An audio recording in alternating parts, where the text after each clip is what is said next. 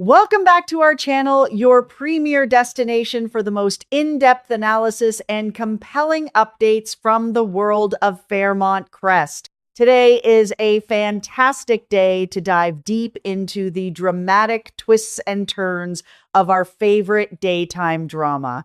We have a lot of intense confrontations, shifting loyalties, and emotional revelations to unpack. So grab your favorite beverage, settle in, and let us explore the intricate web of relationships unfolding right now. The atmosphere at the law office has been nothing short of suffocating lately, heavily burdened by the looming shadow of Bill's terrifying medical crisis. The power vacuum left in the wake of his sudden absence has turned the once professional environment into a breeding ground for unchecked ambition and quiet paranoia.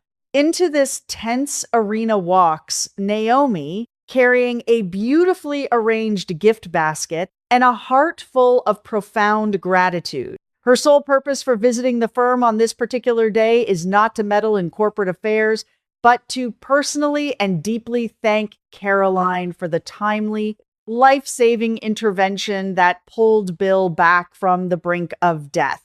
However, as fate would have it, Caroline has not yet arrived for the day. Seeking a moment of quiet solace and perhaps a fleeting connection to her ailing father, Naomi makes herself comfortable in the most symbolic seat in the entire building, Bill's executive office chair, situated right behind his imposing desk. It is in this vulnerable yet visually powerful moment that Tomas pushes open the heavy office door. The sight that greets him stops him dead in his tracks. Seeing Naomi casually occupying the metaphorical throne of the firm triggers an immediate, visceral reaction in the aggressively ambitious lawyer. Tomas's insecurities and predatory instincts instantly flare up. Rather than offering a polite greeting or inquiring about Bill's current health status, Tomas immediately goes on the offensive. He sharply questions why Naomi is sitting there, his tone dripping with territorial aggression. He makes it a point to arrogantly remind her that he is the one currently handling all of Bill's complex caseloads and overarching responsibilities. With a profound lack of tact, Tomas bluntly informs Naomi that the chair she is sitting in does not belong to her. In Tomas's paranoid, power-hungry mind, he genuinely believes that Naomi is intentionally marking her territory, staging a preemptive strike to solidify her dominance before Bill officially steps down or is forced into retirement.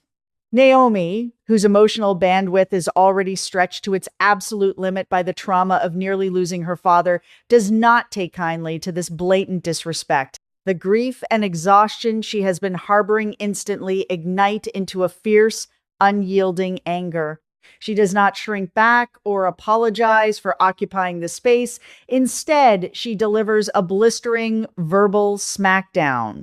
Naomi fiercely informs Tomas that she is utterly exhausted and completely sick to her stomach of his petty cunning, his cheap tricks, and his relentless smart-aleck behavior. She refuses to be intimidated by a subordinate who is clearly overstepping his boundaries. To drive her point home with devastating finality, Naomi coldly and emphatically reminds Tomas of one undeniable, unchangeable fact. It is her family's name that is proudly engraved on the front door of this establishment.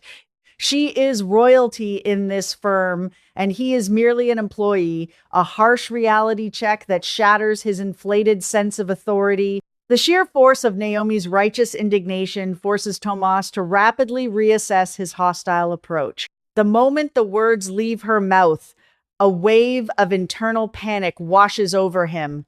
Tomas suddenly realizes that he has been entirely too hasty, carelessly allowing his mask to slip and exposing his desperate, burning desire to permanently replace Bill. Attempting to salvage the situation and cover up his transparent greed, Tomas clumsily backtracks. He stammers out a weak defense, claiming that he was merely caught off guard and surprised by her unexpected presence in that specific chair. It is a pathetic attempt at damage control, and Naomi sees right through it. With icy composure, she casually dismisses his frantic backpedaling, calmly explaining that she only arrived early to wait for Caroline to express her gratitude and that Caroline simply hasn't arrived yet. To further diffuse his ridiculous paranoia, Naomi firmly asserts that she has absolutely zero interest in usurping his job or taking over the daily grind of the legal work. While Tomas outwardly accepts her statement and believes that she doesn't want his specific role, his Machiavellian mind refuses to rest. A new, incredibly dangerous, and entirely crazy idea begins to take root in his hyperactive imagination. Tomas starts to harbor a deep-seated, irrational fear that his boss, Bill, might bypass him entirely and groom Naomi to take over the entire firm, effectively handing her the keys to the kingdom and leaving Tomas out in the cold. This toxic seed of doubt will undoubtedly poison his future interactions and drive him to even more desperate, manipulative measures to secure his coveted position at the top of the corporate ladder. The suffocating tension in the room is finally broken by the much anticipated arrival of Caroline. The moment she steps through the door, the entire dynamic shifts. Realizing that his presence is no longer required and likely eager to escape Naomi's withering glare, Tomas quickly and quietly makes his exit, leaving the two women alone. The cold corporate hostility of the previous moments evaporates, instantly replaced by a wave of raw, genuine human emotion. Naomi rushes forward, enveloping Caroline in a tight, desperate embrace. The tears that Naomi has been fighting back finally surface as she pours her heart out, thanking Caroline from the very bottom of her soul for saving her father's life. It is a profoundly moving scene, highlighting the deep, unbreakable bond that is forged when one person literally holds another's life in their hands. Caroline, true to her grounded and unpretentious nature, immediately attempts to downplay her own heroism. She responds with genuine humility, gently telling Naomi that she didn't do anything extraordinary or grandiose. Caroline insists that she was merely acting as a conduit, strictly following the step-by-step medical instructions provided by the 911 emergency operator. In Caroline's eyes, the real heroes of the day were the swift and knowledgeable first responders and the dispatcher on the other end of the line. However, Naomi absolutely refuses to let Caroline minimize her crucial role in the crisis. With unwavering conviction, Naomi looks Caroline in the eye and firmly states that if Caroline had not been there, acting with such remarkable speed and composure under unimaginable pressure, Bill would undoubtedly be dead right now, or at the very least, his physical condition would be drastically worse than it currently is.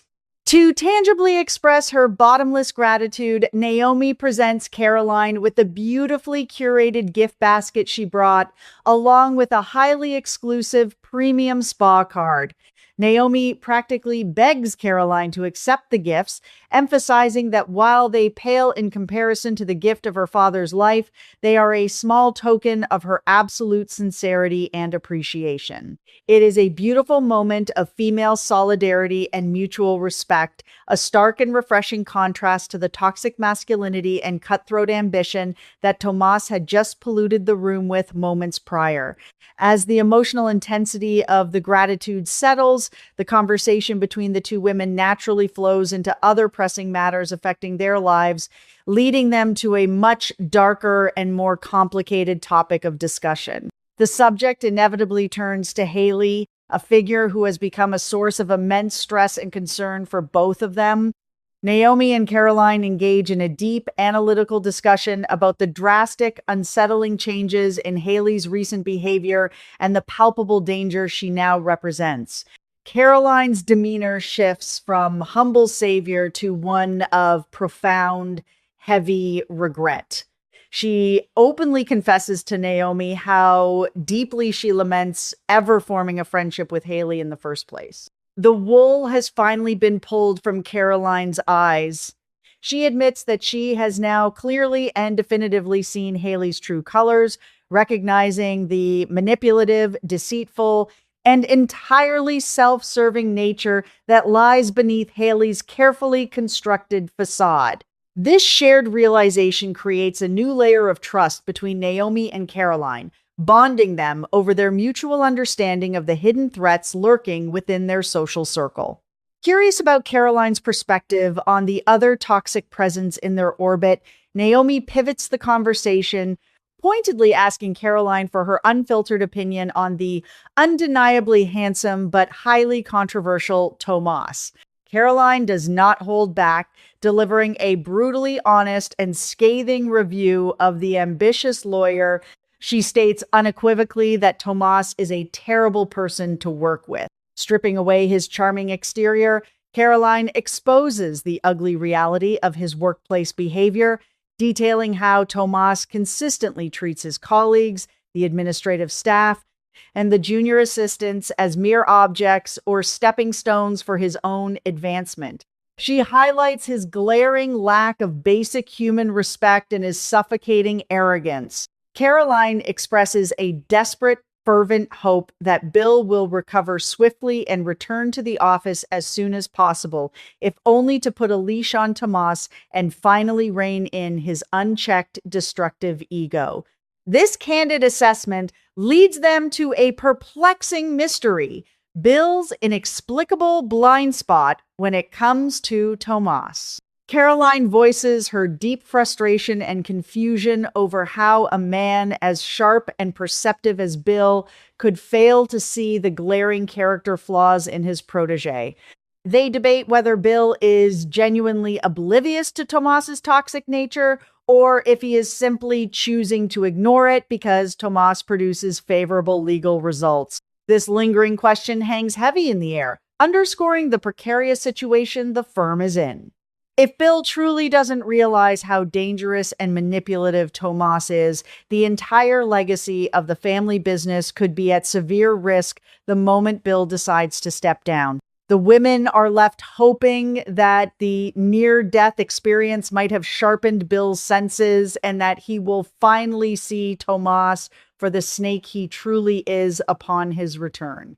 Meanwhile, the fallout from Naomi's earlier verbal decimation of Tomas is actively unfolding in another part of the building. Tomas is emotionally reeling. His ego has suffered a massive bruising blow, and his paranoia is running at an all-time high.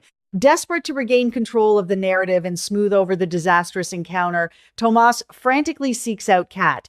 In a move that perfectly encapsulates his cowardly and manipulative nature, he attempts to recruit Kat to act as a mediator, hoping she will step into the line of fire and somehow magically resolve his bitter conflict with Naomi on his behalf.